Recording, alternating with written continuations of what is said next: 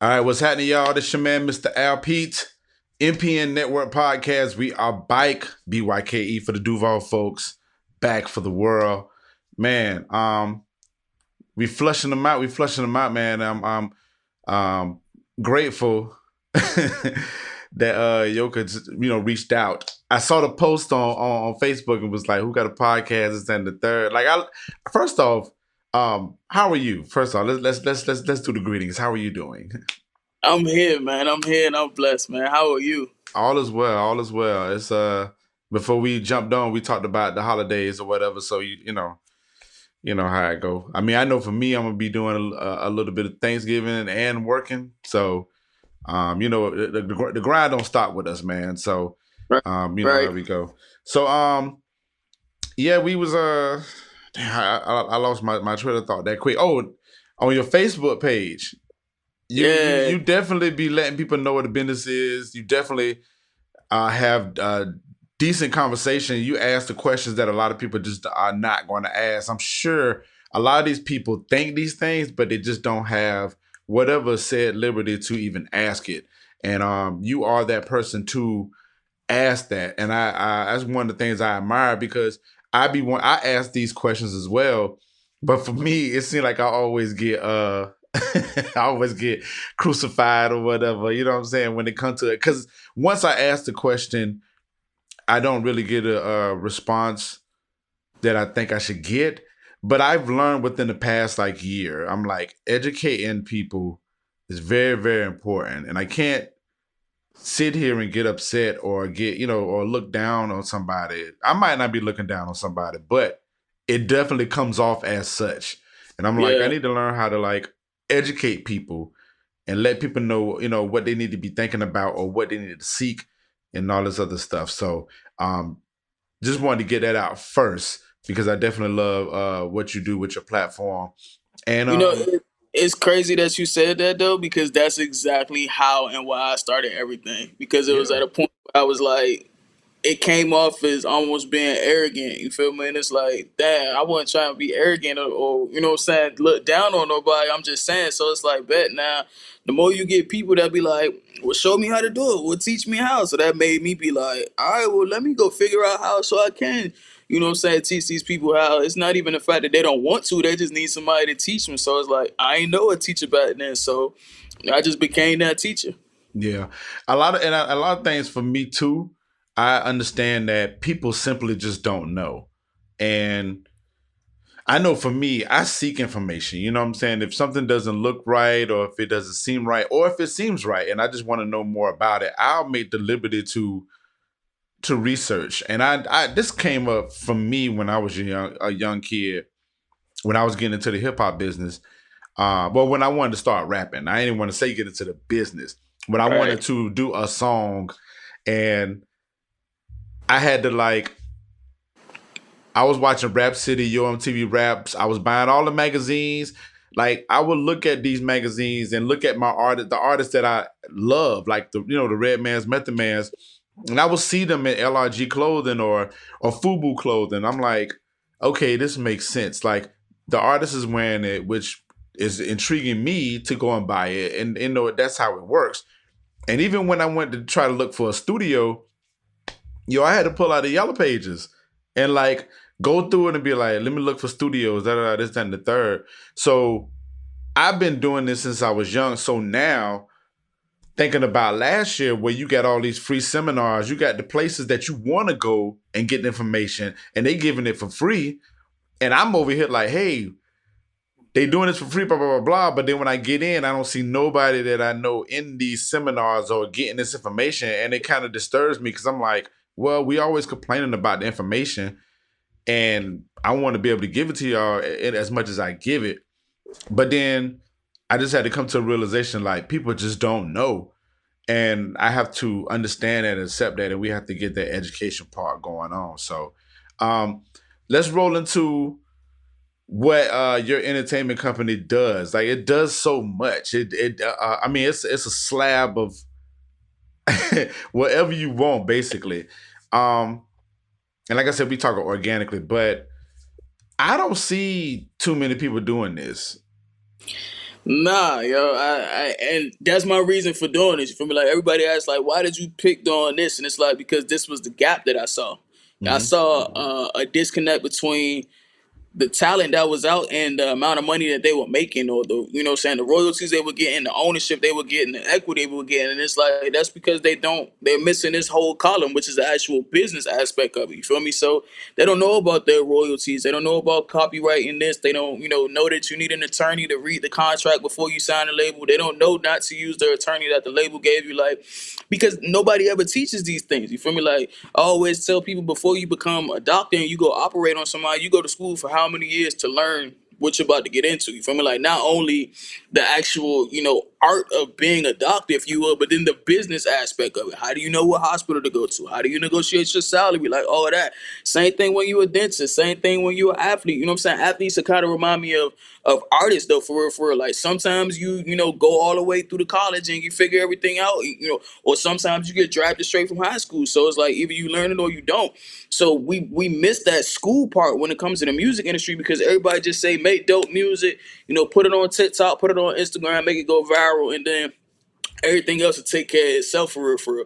Which that's a lie. You feel me? So like my whole thing is like, after seeing the errors that so many people made, and then not even just indie artists, but now everything's coming forward where you have so many major artists who are like, yeah, I'm also not getting paid. And it's like, you made hits that we still sing to this day. How do you know what I'm saying, not get paid? And it's like, it's telling people like, bro, this is what happened when you sign a bad contract. This is what happened when you want to spend your money on cars and X, Y, and Z, and you don't have any ownership to anything. This is what happened when Mm-hmm. you let these labels, give y'all these advances and don't realize that it's recoupable type situation. So the more that I just seen the error, it's the more that I just decided, like, I want to help these people, but I call myself more of like the hard coach. You feel me? Like, I'm not going to really do it for you, for real, for real. I'm gonna make you learn how to do it. You feel me? And I do have, some clients or some people who I do kind of do everything for, but at the same time, on the back end, we boot camping it, for real, for real. You feel me? Like, I got clients who are college kids. I got clients that are, billboard artists. I got clients that are people in the streets. You feel me? Everybody gotta go do the same thing with me. You gotta go through this curriculum. You gotta order this book, and I expect you to read a chapter a week. And when you don't ask me about why X, Y, and Z not making sense. You feel me? Like, you need to sign up for all these portals. If I send you the website and this thing that to sign up for MLC is free, to sign up for Sound Exchange is free within 24 hours. I expect a screenshot. I don't care how much money you have in your pocket. I don't care how big you are. I don't care how many followers you have. Everybody got to follow that same path of getting the actual foundation of this. Because again, you can be rich all you want. Somebody gonna pour the wool over your eyes. Then what's gonna happen? You can't be affiliated with me and not know these type of things, for real, for real. Like, Mm-hmm. to be honest, I had an incident yesterday. One of my clients got excited. We did Florida Classic this weekend, so we had a really big momentum weekend. You feel me? We did a lot of good promo and all this, and he got one of these fake emails from a label, Mm-hmm. and he posted it. He tell everybody, Polo, comment on it, da da da da. And I hit him up like, you got to take this down. You got to take this down. It's not real. You feel me? You can't put this up, and I'm telling you right now that it's not. And you affiliated with me. We all look crazy. He took it down though, and he realized, okay, bet I gotta check the emails when I do this. You know what I'm saying? I got a little excited. I got over myself. That's not how labels reach out. If a label reach out to me, it's gonna be through X, Y, and Z. Okay, now that I know, I ain't gotta worry about that error no more. Bet, correct it, and we move forward. But it happens. But I get with people who they have to be molded. They have to understand, like, you really gotta learn this business. But now, you know what I'm saying? The same client who I was talking about also has come to me and be like, okay, well, I know the percentages that a manager's supposed to get now. You feel me? Like, I know what my royalties mean. We've signed up for X, Y, and Z. We're fixing you know what I'm saying? So, like, this is over the last couple of months. You talking about somebody who just know, all I know is make good music, to, okay, so this is the way we got to make sure this contract is done, and we do this split sheet. So now I'm sitting back like a proud parent, like, well, I'll be damned. Mm-hmm. Just a little bit of coaching, and now his whole mindset has changed. Now he's changing his whole team mindset, which the domino effect is exactly what I wanted to be. Let me teach one person. They take it back to their homies. They take it back to their homies, and eventually, this whole industry is going to pivot and be in the hands of the artist versus the label now. Feel me? The artist gonna have the control. They just got to learn how this business works, and there's no way that they can't dominate this whole industry. Mm. Very great point. Very great point. So the percentage of people Well, the percentage of artists, because I mean, I'm just gonna be frank. I feel like there is a good amount of people that just don't know and just need to be molded, educated. But then you have a lot of artists that are lazy, that Yes. that are simply just like lazy. Can let's speak on that, like, because I mean, because you'll let somebody know up front if they're lazy. I mean, Yeah. yeah. No problem with it. No problem with it. And I try not to harp on that. I try not to harp on that because I'm like, there's some form of accountability that needs to happen. You know what I'm saying? That the artist needs to take some type of accountability when it comes to things, and people just become lazy or whatnot. And there's so much information out there. So, what percentage do you deal with that? Like, as far as with the laziness versus the okay, let me just mold them. I feel like it starts off at a 50-50, and then probably with some of them after maybe a 15, 20 minute conversation, that ratio goes easy to about 80-20, with 80% of them ready to do whatever needs to be done at that point.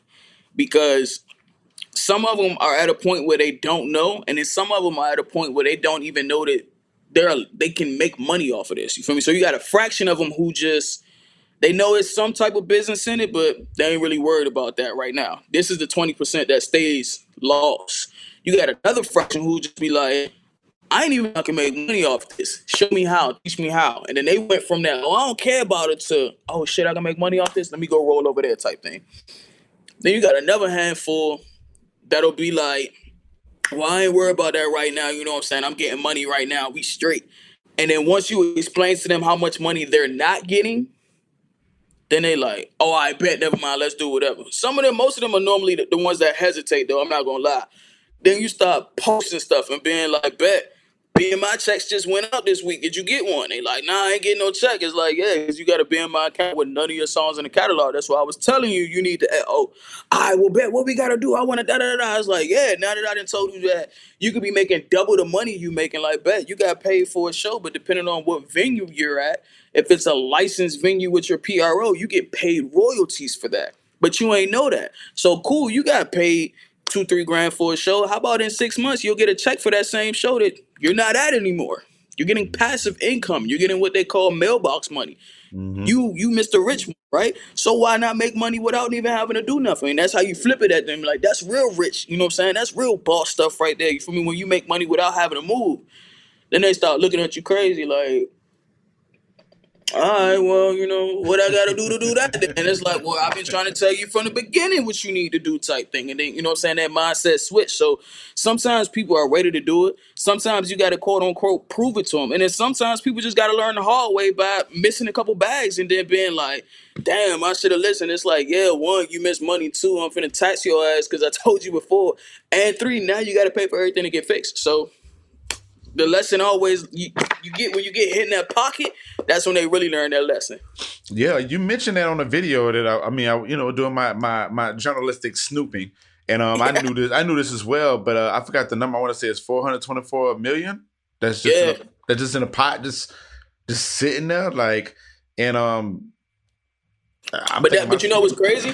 That's for one royalty. That's only for mechanical royalties. right, You right, feel right, me? right, right, right. You still got, digital performance royalties. You still got performance royalties. You got all this money that's sitting with lyrics and micro sync because of TikTok and Instagram and Facebook and all. Like, there's money everywhere in this industry. Hmm. Everywhere. Hmm. They just nobody wants to learn how to collect it. Well, I mean, you know, I mean, it's nah. I mean, I'm not gonna lie. It's some of these things, and I'm sure you can attest to this. But I mean, a lot of these things, you know, are quite daunting, or you know, it takes time. It simply takes time. You like, I just want to go and watch TV, but you know, you just got to get with the program and handle business accordingly. So, um, I know for me, I would just like to see a lot of artists take more liberty to do, you know, to get into that realm of things and be able to utilize your services or whatnot. You know what I'm saying? For you to be able to, like, I'm telling you, I don't come across people like you that say, okay, well, this is the pocket that needs to be filled and I'm genuinely wanting to help this person, and and actually like fill a void for like a culture. Like I think that's very commendable of you to do. Um, Thank you. yeah, it's very commendable. I mean, I know I realize that too for myself. Um, when it comes to media, you know what I'm saying? And I'm like, I don't see people pushing, the my friends out or people that really deserve that work. I'm like, man, let me get them on podcast or let me do a write up on them so people can look at it, and it's pockets here and there, but I know for my sector, it's just not a lot of that. And I mean, I just commend people like you and a couple other people that just really be like, look, it's a void in this spot. Let me educate my people so we can all be great going forward or whatnot. So, It's just, man, this is $1 billion industry. You feel me? And it's like, I feel like the more that I learn, not only in just the music industry, but like you realize how all this stuff is like related. You feel me? Like these last past 2 years, like low key, I've been dabbing into like politics and law, like real heavy for real, for real. Like most people don't know, like I also like contract with a law firm for real, for real. So I'm in a law firm every other day type thing. You feel me? Like I'm with politicians all the time. I done help some of them, run, get in the office, all types of things, and realize how much, what I'm saying, the laws and stuff that's going on in the world influence music, from how much people get paid to, censorship, to how things can come out, to this whole intellectual property thing. So it's like we got to learn how the world around us is adapting. You feel me? And I feel like mhm. that was one of the voids, was the fact that we're not keeping up with the times. You feel me? Like we talk about that $424 million, and some of these people don't even know that this company even exists. They don't Mhm. even know that they, I'm saying, rendering this stuff out. They don't even know that this company came to exist because of a law that was signed by Donald Trump. Believe it or not, you feel me? Like all this stuff is strategically done. So it's like, again, once you start realizing, like, damn, bro, they're not paying attention, it's like, well, how can I put it in their language? You feel me? Like, how can I translate? You feel me? Like, some of these people are not going to wake up and go to the Washington Post and try to read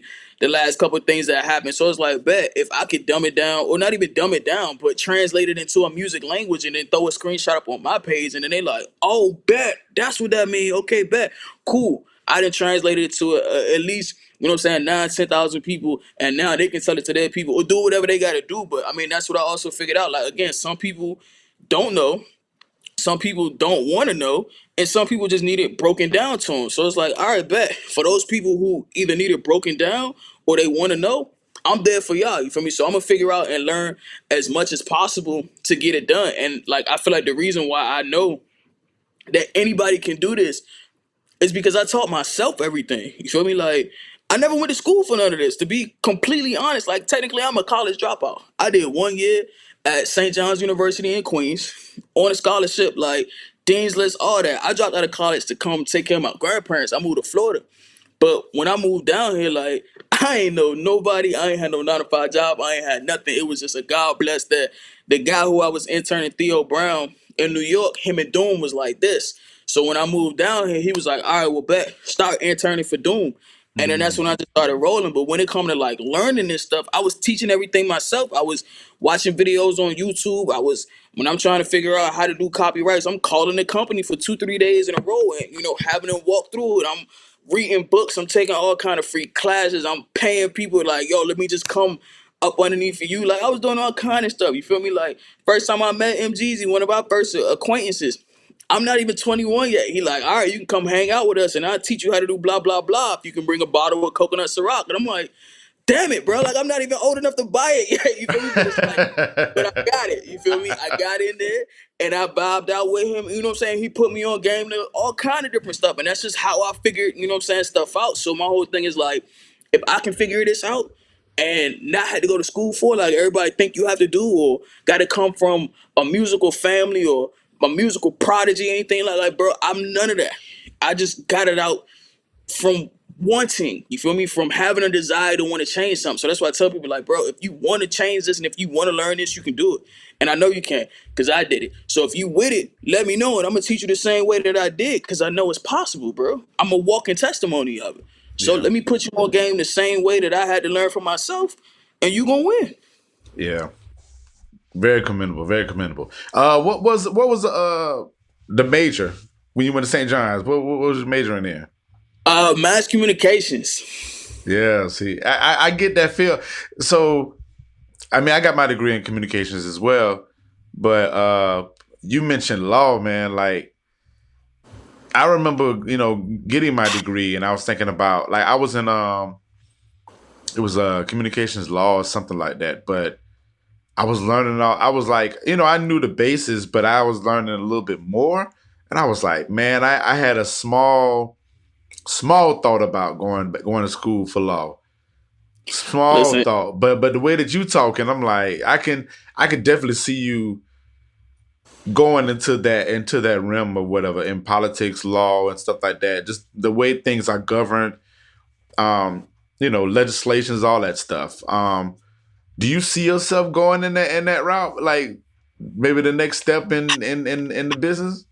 oh man, so many of my mentors and superiors want me to do it. I'll be quite honest. And I have a blessed tribe to be around. You feel me? Like first and foremost, shout out to Shannon Ligon. You feel me? Like that is my entertainment attorney. That is Pretty Smart Law. That is my right hand businesswoman. You feel me? So, um, like I said, she is my actual attorney, but she's also the person who I've been mentoring under her firm, just watching everything firsthand. And she is like doing anything and everything for me to go to law school type thing. Yeah. It is a passion that I'm starting to absorb because I've always been somebody who, wanted to advocate for what was right. You feel me? Like I started going to my first protest when I was, 15, 16, marching for, between Gina Six and when they had the whole Sally Mae thing back. I'm from the DMV, so back home in DC type area. So I've always been for one, trying to do the right thing. So the more that I'm, studying underneath of her, I'm meeting, higher and higher people. You feel me? Like to be able to help what's her name? Her down here, she's the attorney general, I believe now, Monique Worrell in Orlando. You feel me? So Okay. to be able to meet her and then not only meet her but see her work and then help her get into office is like wow. You feel me? Like to now be around Natalie Jackson, who was the attorney with the whole Trayvon Martin thing, and to be in phone conversations and hearing stuff with Ben Crump and Jesse. It's just like wow, these are people who are actually making moves, but there's so many people underneath right now who are like getting in the legislative. Representative I can't even remember Representative Rayner. She's from out in Tampa. She's now, in Congress. Black woman, LGBT type thing. For me, Travis McGurdy, black man who is, advocating for change in his community, writing laws to get expungement for people who have, gotten marijuana, criminal stuff with that. So being around people who are actually like making changes for stuff we want, but then also again seeing a correlation of music and politics. You feel me? So when we were helping Monique Worrell run for office last year, we were pulling artists from the city. You, Tony Boy from Orlando, H Dot from Orlando. You feel me? Like people who be in the scene, yo, come tell these people to come vote. We did a whole voter rally where the concert was centered around Rod Wave. So you got Monique Worrell speaking to the crowd where Rod Wave is about to come rock about voting, and Rod Wave coming on stage being like, yo, make sure y'all register to vote. It's like, yo, we can really make an impact on this. So like once I seen that side of how we can change things with our platform, I'm Mhm. definitely interested. I think the only thing that's my turn off is like the amount of school that I have to do. Like, I would have to start completely over and get the bachelor and then go. But it's like a lot of people are telling me like you it takes the right people to lead this change. You feel me? Like they like you already in the trenches. You on the news once every 3 months doing something. You feel me? Like you're doing food drives. You in the community. Like we need people like you type thing. So. I mean, I've been debating it. I'm gonna be honest. I've been trying to find ways to like loophole around going to school so much type thing. There is an option in Cali that I'm looking at. Well, I would have to go to Cali and apprentice for like 3 or 4 years under an attorney.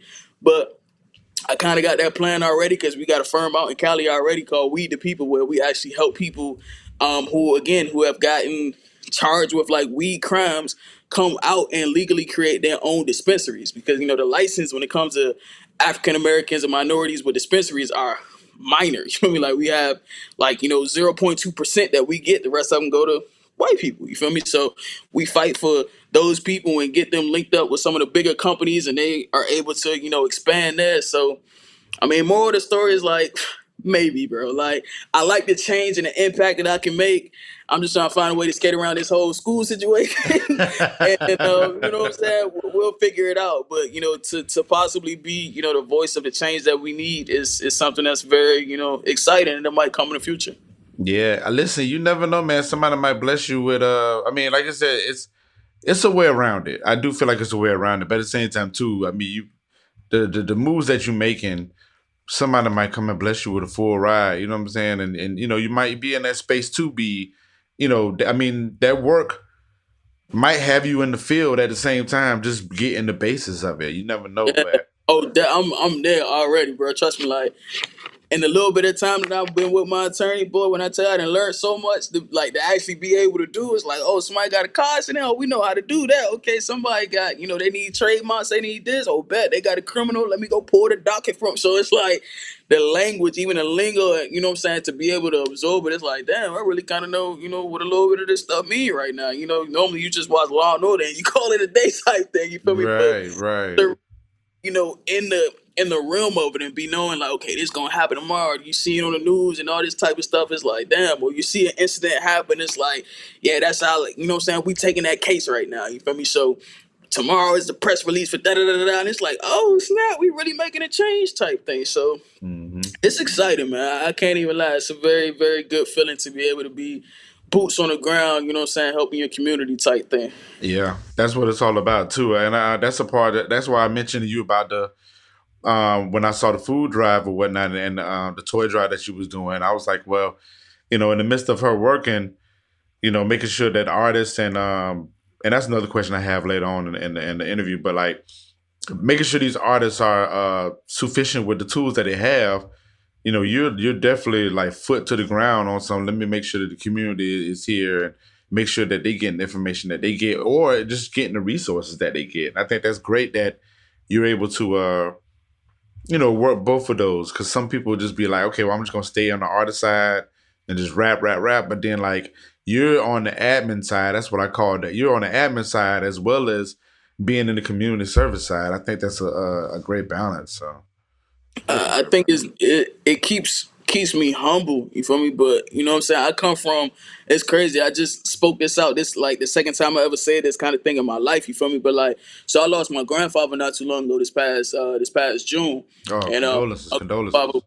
Appreciate you, man. My grandfather was my rock for real, for real. So I took care of my grandparents for the last 17 years of my life. You feel me? Okay. And I turned 30 in January. So you do the math. You feel me? Like I've been doing this for a while. But my grandfather was he was always a man of service. You feel me? So he was a devout Christian man of God type situation. You feel me? But always was giving back, doing food drives, helping with the rehabilitation center, helping with pregnant kids back in DC, just anything he could do to help. So, you know what I'm saying? As I'm blessed with opportunities and different people who are allowing us to serve our community, you feel me? Like I feel like that's my way to honor my grandfather. You feel me? Like I grew up watching him give back. I grew up you know what I'm saying, giving back on holidays. Before we eat, let's go feed somebody. Let's go toy drive this. Let's go give away clothes that we don't need no more. My mother was always, let's make toiletry bags. So whatever we got to do, it was instilled in us that, as we progressed in life and things got better, this is not where we were always at.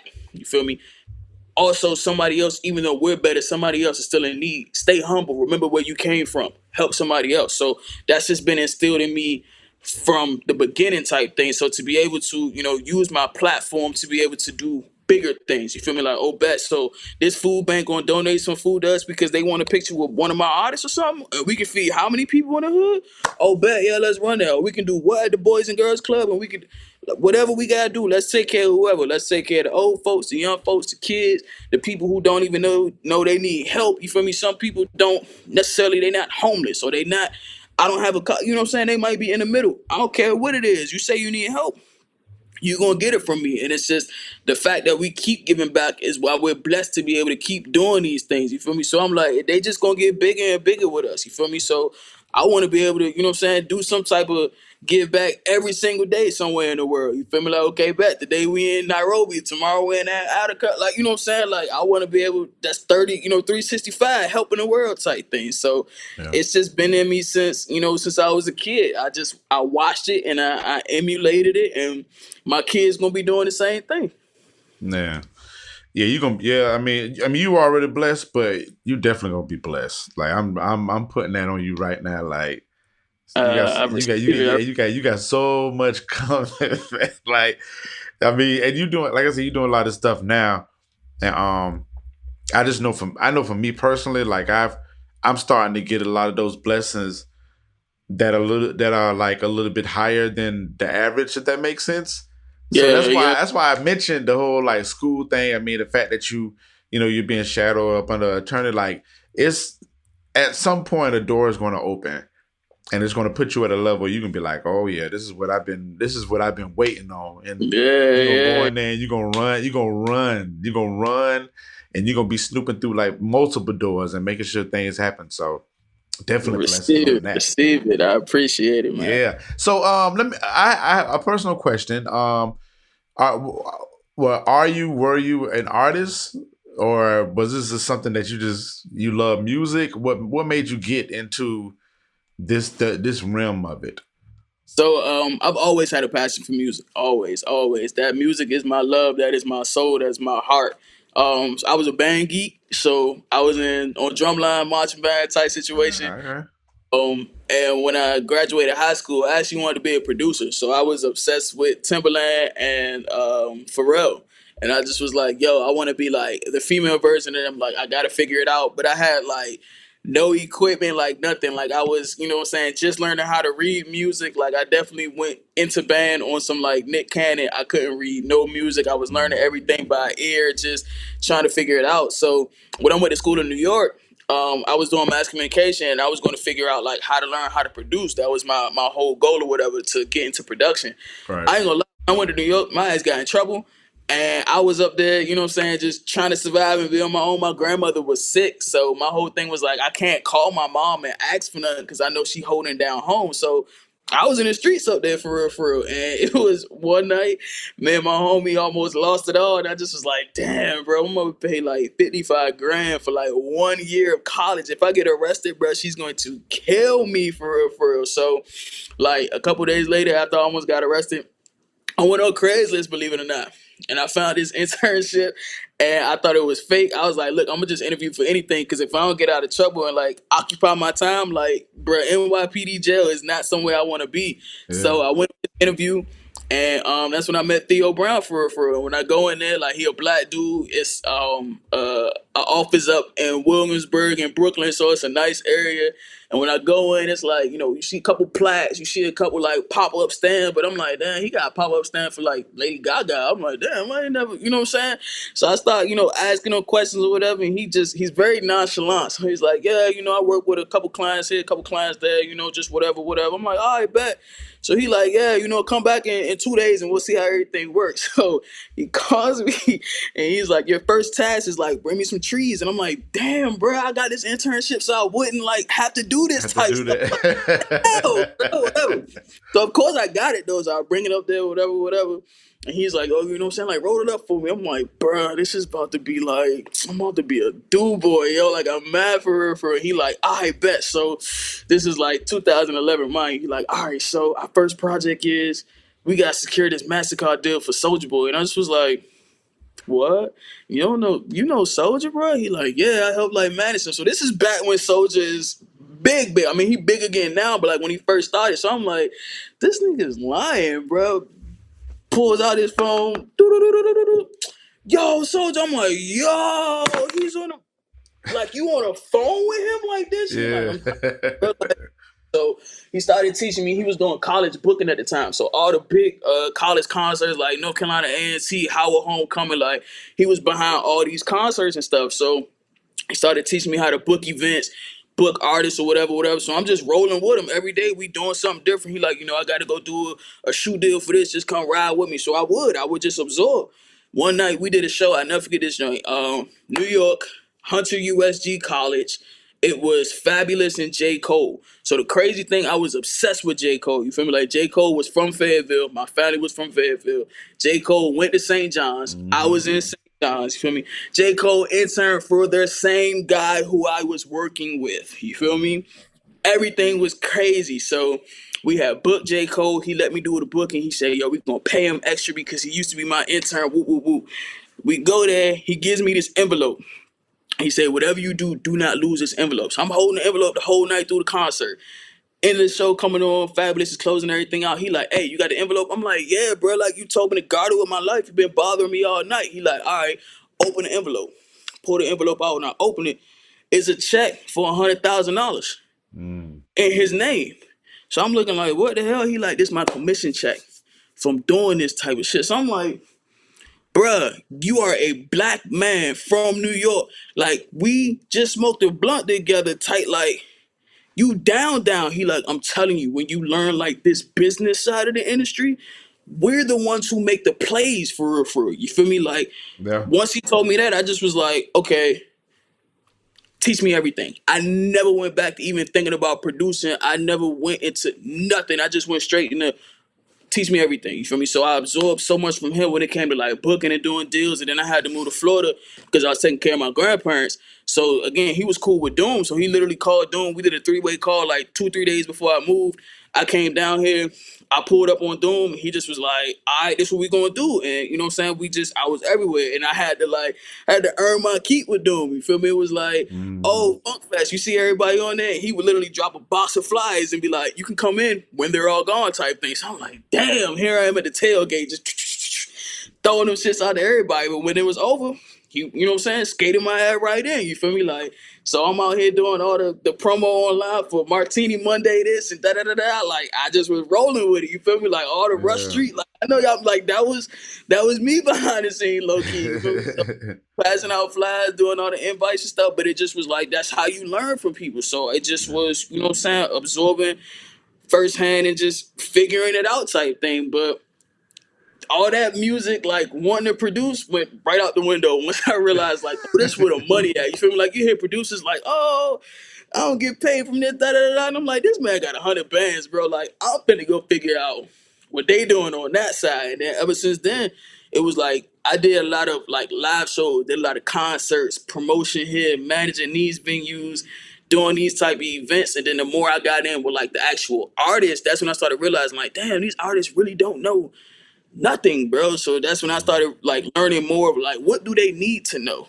Right. Okay, well maybe if I learn this, I can start telling them what this is. And like my first thing that I learned was how to copyright a track, and it's like once I learned that, it was a domino effect. Oh, this come Hmm. with it, and this and this and this, and I just started learning everything, reading a book on it, taking a class, doing it online, and then I had a food truck. I used to sit my food truck at Mirage, yo. So as people would come up, you know what I'm saying, going into the club, I would literally like be slinging chicken out the window, and then people come up and be like, "Hey, ain't you the kid that like that do the copyrights and da da da da?" My mother be like, "Yo, go to the back of the truck." So like you will order your food at the front, and at the back we all back there talking music, and it's like, "Yeah, you got da da da da." Okay, well give me your flash drive and let me see your flash. So I was like trapping out my truck type thing, and then it just started, you know what I'm saying? It blossomed from there type thing, and I yeah, I never looked at producer ever again in my life after I seen that check, yo. Yeah.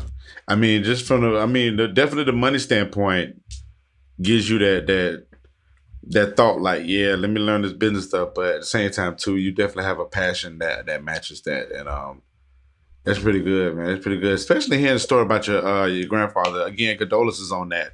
I mean, Appreciate it's good to it. hear that generations are still influencing generations. So, um, that's a good question I can ask. I was gonna ask that at the end, but I'm gonna ask that now. But like the the state of music, where do you see it in the next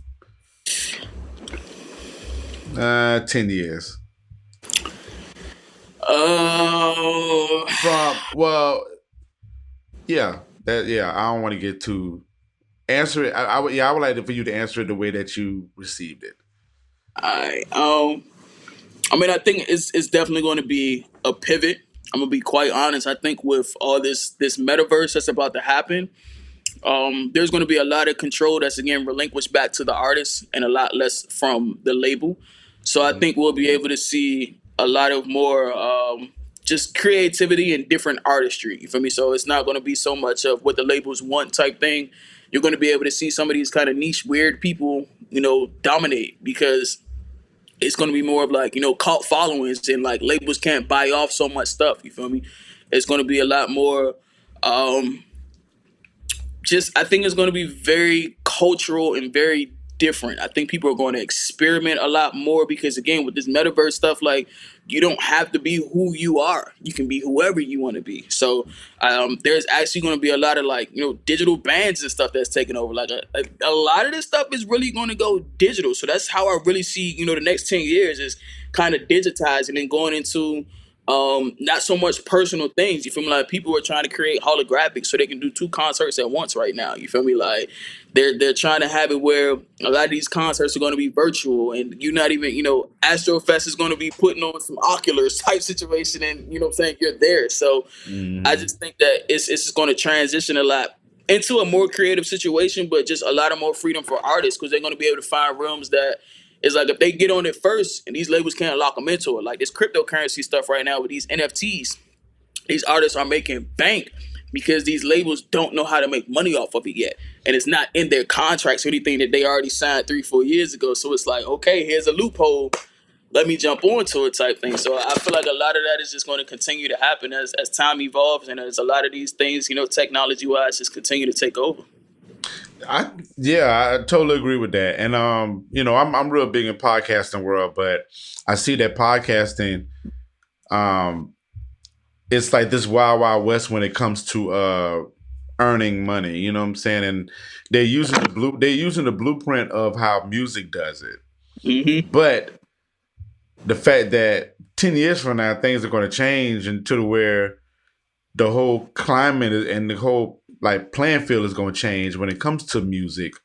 It's going to like change. It's going to alter a lot of things. It's going to alter the podcasting world, still new. Advertising world, marketing, all that. It's going to like shift a whole lot of markets around Mm-hmm. and give like this different playing field. And like you said, the cryptos, the NFTs, you know, once they figure that out, it might be another thing that comes. Who knows? But I mean, just being forward thinking on that. I mean, that's a good perspective that you gave on that. Very good perspective. And I know for me, I think about this stuff, but I feel like sometimes I feel like I'm the only person thinking these things. I'm like, man, y'all don't see how this thing's shifting slowly. But Like, the crazy thing, it really hasn't been slow. People just haven't been tapped into it, to be quite right. honest. I mean, Well, like, for me, it's slow because I just feel like maybe if I was tapped in a little bit more in that realm, then it'll be like this. You know what I'm saying? And I fault myself for that because I just have my focuses on other things. But yeah, but I'm sure if you put yourself in the midst of that, it's going like this. Like, it's I- bro, like I'm behind it, but it's like I'm a techie geek, low key. You feel me? So like some of this stuff that's coming to the mainstream now is stuff that I seen like 4 or 5 years ago, and it's like, oh, Mhm. feel me? So it's like, okay, so if this came out 4 or 5 years ago, where are we really at? You feel me? Like if they just seeing this 5 years later, where are we really at type thing. So I just try to stay up on it. But then also it's like people when it comes to the music industry, like people are really getting paid in cryptocurrency now. You feel me? Like Money Man from Empire just got his whole advance in Bitcoin. You feel me? Like they pay him $1 million worth of Bitcoin type thing. Mhm. Tory Lanez in an NFT for one of his singles and sold it for $1 and made $1 million in 1 minute. You feel me? Like it's new age. You feel me? So for me, it's like I gotta follow the money. So when I start realizing things are shifting money wise, it's like okay, you gotta pay attention because anything that currency switches, you feel me? Like you gotta think, okay, if they switch and paying out different types of currency, the rates and stuff going to change. You feel me? So if you're getting 15 cents per stream, how many Bitcoin is that? You feel me? Like how many Dogecoin is that going to be? How many Elon? Because everything's going to change soon. So it's like, damn, you kind of really don't have no choice but to stay up on what's going to happen because Yeah.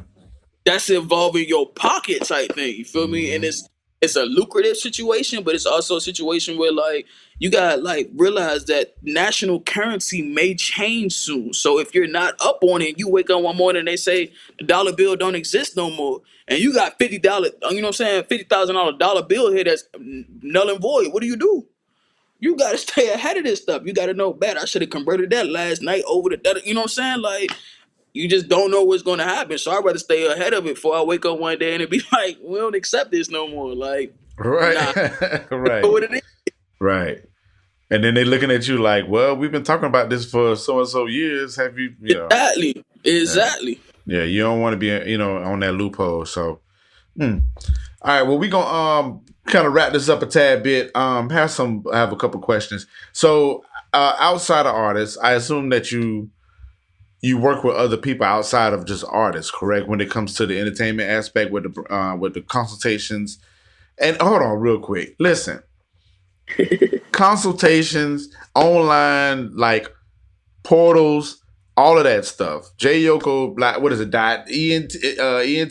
Let's see. Dot JokoENT.com. com. Please go there. Like, and I'm trying not to get on my soapbox on that, but I'm like, man, a whole slab of information right there, and it takes nothing but time and investment. You know what I'm saying? So, but yeah, back to my question. Is it just artists you work with, or do you work with other brands, other like other people that's not particularly in the music career? Yeah, so I mean, I work with some of everything. Artists is just like my passion, but I mean, we do labels. I do different brands. I do different clothing lines. We work with politicians. We do nonprofit stuff. You know, when it comes to events, concerts, I'm kind of just in every realm, if you would. You feel me? And it's not necessarily just me. So I have a huge team as well. So it's very much of a like referral system. It's somebody I know that can do it. If it's not me, then okay, bet this person is responsible for this. So she can handle this, and we all, you know what I'm saying, just eat together type thing. Like I tell folks, it's like you can have your own wave, but if you put 8 waves together, bro, we gonna be a tsunami, and there's no way that we can't just take over everything. Yeah. Okay. And yeah. Well, I'm assuming not just hip hop either. No, I work with any kind. I love any genre. You feel me? I'm a pop person. I love EDM. I'm an R&B head for real, for real. Like that's my soul for real, for real. R&B. I've been dabbling into some country folks. I'm about to get heavy into my next thing I want to target is between Afrobeat and Latino music for real, for real. So I'm trying to go back out to the DR to go grab a couple people. My attorney trying to get us to go out to Costa Rica. She just came back from there, scouting some folks or whatever.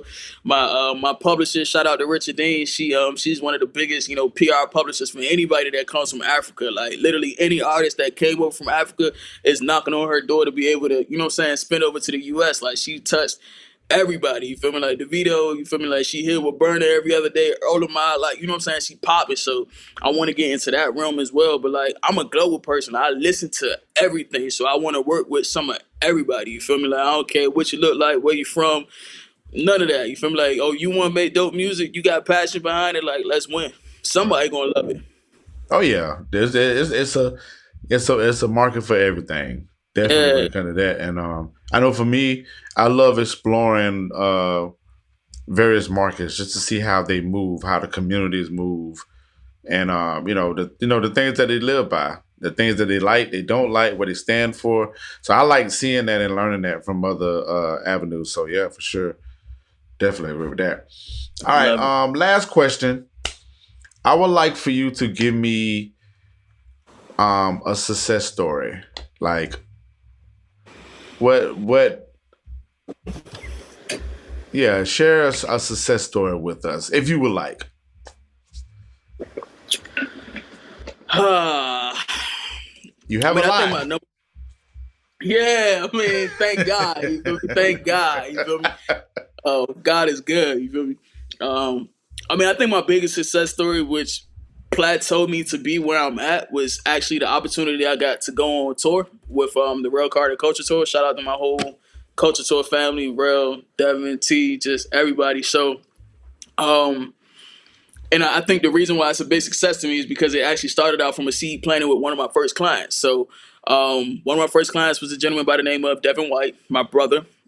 He was from the DMV as well. I was living down here in Florida. He had a single, I think it was called Diamond in the Rough. Yo, this was like years ago now. I'm thinking about it for real, for real. He called me up. He like, I need your help with some paperwork. I, heard good things about you, whatever, whatever. So we worked that out. We rolled with it. A couple years later, we kept in contact on some, DMV love type thing. So he hits me up and he's like, I'm doing this situation. I'm on this tour and we had somebody who was teaching. That stuff didn't work. Long story short, I got a tour date in the morning. and I need like a little quiz or something that I can kind of like ask the people or whatever. I'm like, all right, you trusted me, I trust you, whatever, I got you. So he calls me at like 9 o'clock at night, and he's like, all right, bet. So by the way, I need this by like midnight. I'm like, damn, bro, like I'm at work right now, bro. Like not only are you calling on like the 99th hour, but damn, you needed like Hail Mary type thing. But Right, right, right. yeah, I'm like in my head, I'm like, look, he trusted you. That's the first person that really trusted you. Like it's a reason why this is happening. So boom, Hail Mary, I get it to him. Next day, I'm like, yo, did it work? He like, yeah, it went flawless. It was phenomenal. Like, it was great. I'm like, all right, bet. You know what I'm saying? See you next time when you need something, whatever. He hits me a couple days later, and he's like, yo, like, the guy who's running this tour, like, he loved the curriculum. Like, we actually want to bring you on tour type thing. And I'm like, all right, whatever. You bullshitting with me. Glad you guys liked it. Keep it moving. He like, nah, I'm serious, bro. I'm like, you know me. Well, send me a contract if you're serious. So a couple days later, my email I get a contract. I'm like, oh shit, like, what am I about to get into? So at the time, I didn't even know who Rel Carter was. Like Rel Carter, my brother now, but then I look it up and it's like my favorite artist in the world is Jay Z. I mean, just since I was a kid. So when I look up Rel Carter and I start putting shit together, Sean Carter, Rel Carter, fuck, he's related to like you related to Jay Z type thing. You feel me? And it's like, oh, this is who taught this is. Like, I'm like mind boggled for real, for real. So it's just crazy how fate lined up. It was the On the Run tour had came to it was torn or whatever. So they gave me the contract in like June. So I'm like, all right, I guess I'm gonna do this. They like the dates start in September. This will be your first couple of days. It's like probationary. Like you got to fly yourself out. You got to pay for everything. Like we just give me the opportunity. So I'm like, all right, whatever. I worked my ass off all summer, saved my shit up. August come and I had bought tickets to On the Run. So Devin calls me again. He's like, look, the same tour that we're doing, we're putting out a compilation album for it. I'm like, oh, that's what's up. He like, I'm recommending you to do the paperwork. I'm like, oh, okay, bet. So he like, so I need to meet with Will. Like, all right, when? He like, this Friday. It's Wednesday. I'm having this conversation as I'm in the Beyonce Jay-Z concert, right? So he's like, bro, Rel is there right now, bro. He's like, I'm telling him that y'all are in the same building and you're gonna meet him on Friday in Miami. I'm like, I have 2 jobs, bro. Like, how, yo? I remember Devin calling me back and like, yo, Jay, you got a car, right? And I'm like, yeah. He like, yo, do your car work? I'm not even figuring it out right now. I'm like, yeah, bro, I just got a new car. Like, what are you talking about? Of course my car work. He like, do you have gas money? I'm like, yeah, I got gas money, bro. Like, where you getting? He like, Jay, you have to go, bro. Like, you have to go. So I'm like, I bet, whatever. I took off work. I remember calling in work as my car is like, vroom, like, right. You feel me? Like, my mother rolled with me. She like, bump it. We out. So we go to Miami. I go meet Rel for the first time. And I'm like spitting on my game of how I can do this paperwork and this, da, da, da, da, da. And he just did On the Road the night before. So he's like dead, hungover, like, super nonchalant, just listening, kind of like on the phone, like, all right, whatever, like whatever type stuff. So I can't read like if it's good or it's not. Boom, get a call from Devin later on, like, bet you gonna do it. I go on tour, we do the first 3 dates, and I was nervous as hell. Like I never talked before in my life. I never spoke to people in front of them. Like I didn't know the people. Our first tour date, like I had to start the tour myself. Their like ride was late. Like everything just was crazy, yo. So I don't know if I'm doing a good job or not at this point for real. Like I'm just winging it. You feel me? So we go to a date. This is our 4th date, I think. We're in Tennessee, and they gave Rel like a key to the city that night, like a proclamation. So it's like big out, sold out show. It's like big. We had this big meeting at the end of the night, and he's like, I love the team that we with. And he goes around the room to everybody, and he like, you know what, Jay, like I fuck with you. You feel me? Like you've been real from the da da da da. And he's like, I remember the first time I met her, like I was on my phone acting like I wasn't care, but I was really like writing notes to everything she was saying and texting all these people like, yo, she da da da. And in my head, I'm like, yo, I ain't even know for real, for real. So then like, you know what I'm saying? After that, they like, you know what I'm saying? Pretty much you down for life, whatever, whatever. And then since then, we did like, you know what I'm saying? Like 20 more dates for real, for real. Like we rock. So, COVID had put us down just because, we couldn't travel that much. But like to this day, you feel me? Like I'm still in with everybody. We like this. You feel me? Like me and Rel are actually about to create our own college course. And, we still been touring and doing shows and like everything been good. But like the doors that opened from that one opportunity changed my life. You feel me? From being able to teach in different cities. Like I literally went to Dominican Republic where they don't speak English and taught this same game to these people. You feel me? Mm. Like and was translating it and they're absorbing it. We watching people lives change and different artists do this and that. So it's like that was my plateau out there for real, where people were able to see like, yo, this kid is traveling and doing this, and then like the affiliation of being with somebody as the caliber of Rel, and you know the team that we had overall was like, yo, we're really like making moves as like young black entrepreneurs who want to see change in the Mm. music. So like Right. ever since then, it's like yo, we all been rocking because we just been supporting each other with whatever it was. But I feel like that was really my, you know what I'm saying, that was my major success story because it helped me to be able to help everybody else. You feel me? Like now that I have these platforms, I could bring so many people up. Now that I have, you know, these new resources from going to 20 different cities and meeting 20 different promoters and 20, you know what I'm saying, venue owners. Now I can take other people out there. Okay, you got to go to Arizona, go meet with DC. Okay, you going to, you know what I'm saying, Memphis, go meet with, you know what I'm saying. We got folks now, so it was just a seed that honestly started from doing the right thing with that first client, you feel me? And just being genuine from what I said to them giving an opportunity and then evolving and then blossoming into, you know, this new family that was created with the whole culture tour thing. So now it's like I can go to New York and, you know, call my brother and be like, bro, where you at? You feel me? Like, bet, let's go to the 40 and let's go, you know what I'm saying? Like, or let's go play Uno type thing, like either one type vibe. So it just it started me a new family for real, for real. Yeah, that snowball effect. That's what that's what it was. Just when one thing led to another thing, and by the grace of the information that you was giving out and the way that you delivered it, and just being a solid person, you know what I'm saying, definitely got you that success story. That's a very great story to hear for sure. Oh man, it was an absolute blessing, man. I still everybody that was involved in that, man. I just tell people like that was fake, yo. It's no way that the way that this played out and it's still playing out, like there's no way that it's not a high power. You feel me? There's no way, yo. Ah, they'll totally agree with that. So listen, we thank you for being on the podcast. Definitely enjoy it. Like I tell all my people that are on here, if you want to come on and talk and share some things that you got going on, some things that you feel like people need to know. If you want to do a tidbit on here, that's fine. But I need my artists and the people that want to get that full consultation.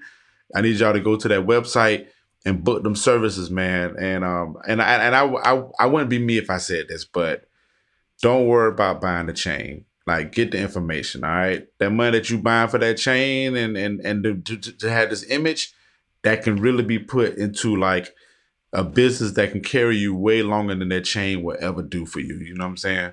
So yeah, I just wanted to say that. I said it in the most humbling way versus Yeah, saying, like yeah.